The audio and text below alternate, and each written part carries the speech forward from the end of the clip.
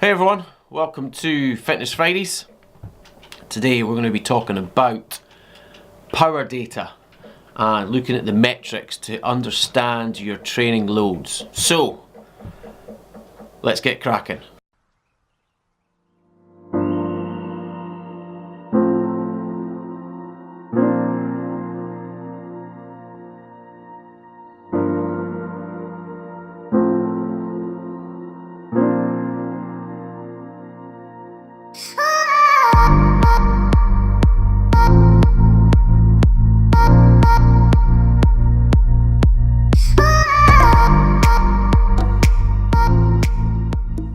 Four minutes.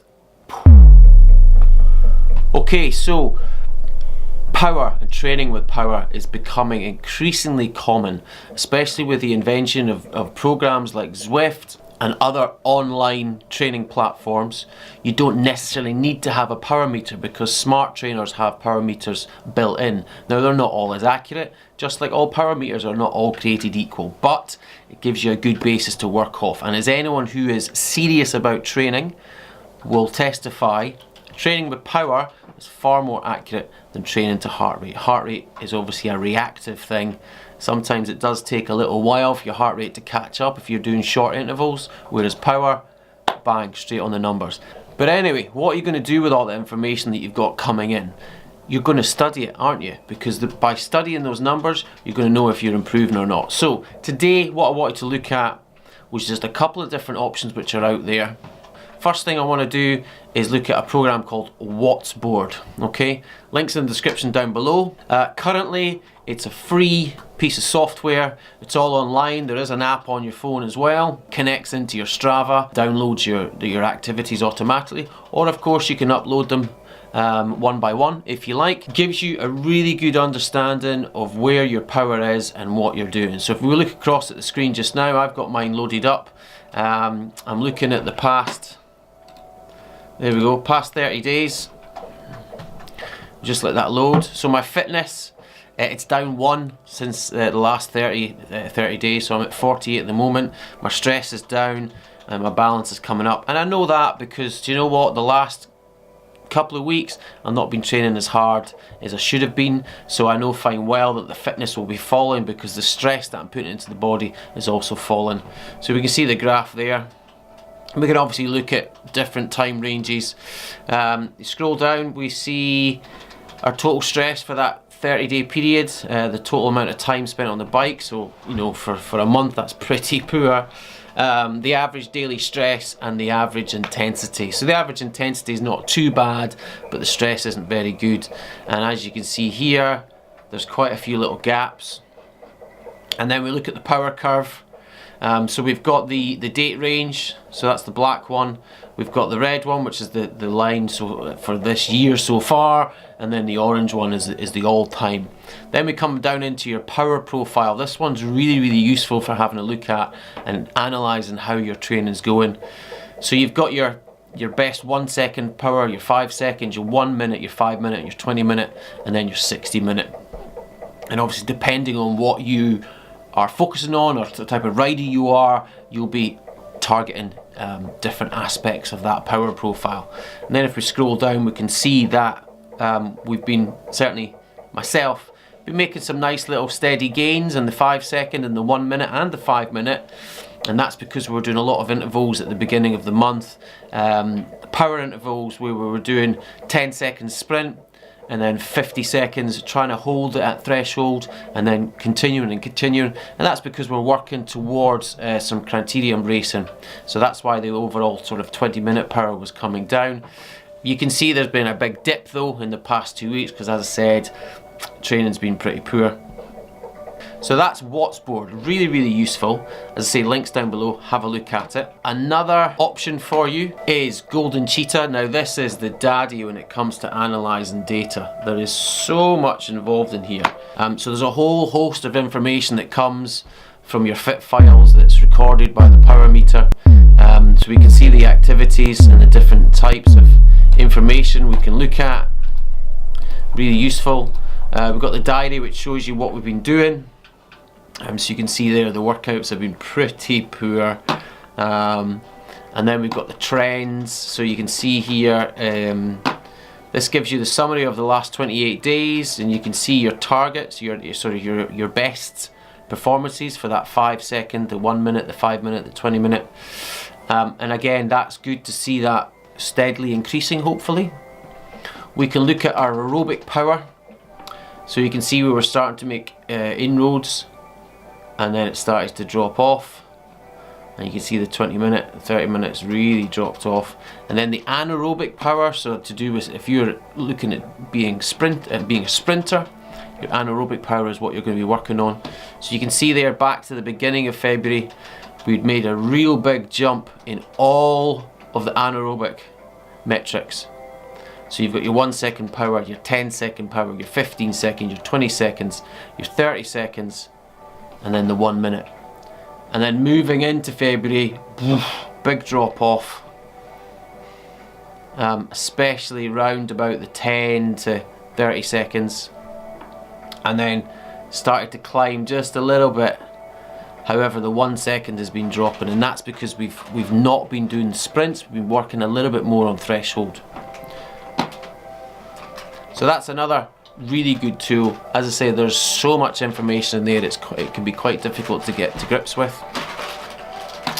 And the other one we want to have a look at is Strava. Now Strava has two different bands. You've got the non-paid and the subscription.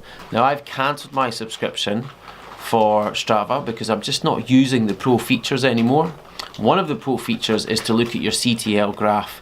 So that is the amount of training stress load on the body, so therefore the fatigue, and then the difference between them is your form.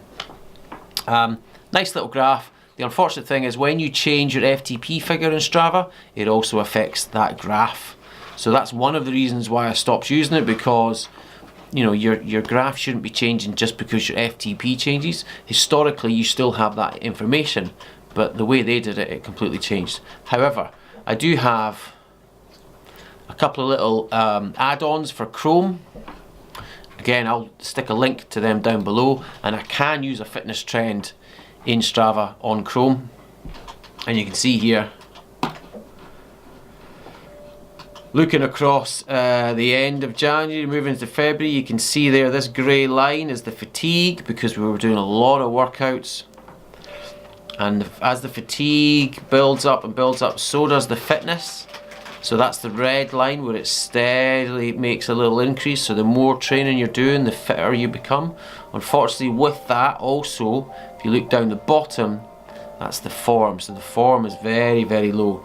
As you stop training or your training load decreases, then your form should come back up. And obviously that's what you'd be doing as you taper towards sort of events. So because we've been doing very, very little training, you can see there that the fatigue has dropped right the way down. So we were up, where was that, end of January, we were at 120 for fatigue. We're now down to 41, and that's almost a month later. So it's not very good as we approach the start of the outdoor season. We really should have been building on that, but you know, that's life, things get in the way. What we have seen though is that the form, so if we go back to the middle of January, form was at minus 44. It's now in theory sitting at positive 22, so we should be bang on form for doing racing. However, the fitness has dropped quite dramatically, because we were at, let's see, we peaked at 79, we're now down at 63, so there is definitely a lack of fitness coming in there. So that's again another free option. So rather than pay the subscription for Strava, you can use Strava but use it on Chrome, and then add in the Chrome extension. Again, as I say, link will be down below for you. So that's a couple of options which I use. There is another one. Boop. Now this is not free, however you can get a 1 month trial, and that's Xcert. Again, link down below in the description. I can't really say much about it because I've only just started the subscription. In fact, I'm about to record another video where I'm hooking up the Xcert structured workout which comes through both the app on my phone, but then also I can install it onto my Garmin. That will control the trainer, but then using the power information from the vectors and all the other information, so cadence, heart rate, that will then be plugged into Zwift, and we'll be doing a ride on Zwift, but actually the trainer will be following the workout. Sounds a little bit complicated. I've read the instructions. It seems to be quite simple, but as I say, we're going to record a little video on that. So look forward to that one coming up. So yeah, that's pretty much it. Just really a word. If you're going to be using, well, not if, because you will be using it. Why wouldn't you be using it? But if you're going to be using a program where you're analysing your power datas, 2 bits of advice. Don't get completely bogged down in the numbers, okay? At the end of the day, riding your bike is fun, and it should always be fun. So don't get too hit up on the numbers. Oh, you know, my numbers are dropping. Like if I look at that chart for February, you know, my fitness and my fatigue has really started to drop. The form's coming up. Yeah, it's not exactly where it should be, but I know that I've not done enough training. It's not the end of the world. So don't get too caught up on the numbers. And the other thing is, again, I've mentioned it a couple of times recently, and I'm going to mention it again today. You're not, well, thank you very much if you are watching this video, but you're not a professional cyclist. If your numbers are not where you would like them to be, it's not the end of the world. Your livelihood is not depending on you performing on a race, or you're getting paid to hit particular numbers, and if you don't hit those numbers, but you know, you might lose your job at the end of the season. You know, if you're in that situation, good for you. If you watch my videos, thanks very much. But more than likely, a recreational cyclist, a serious recreational cyclist, all the same, but just, it's the same thing. Don't get too caught up in the numbers.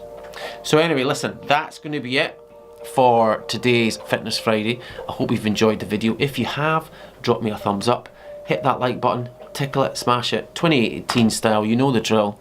Subscribe to the channel if you're not already doing so. Come on in and join the rest of us in this lovely little community. It's lovely to see all you smiling faces every time I make a video. Drop me a comment, it's always good to read them, and I do read them all, and I certainly respond to all of them as well. Share the video, let's spread the love far and wide, and as ever, I'll see you again soon for some new videos. Ride on.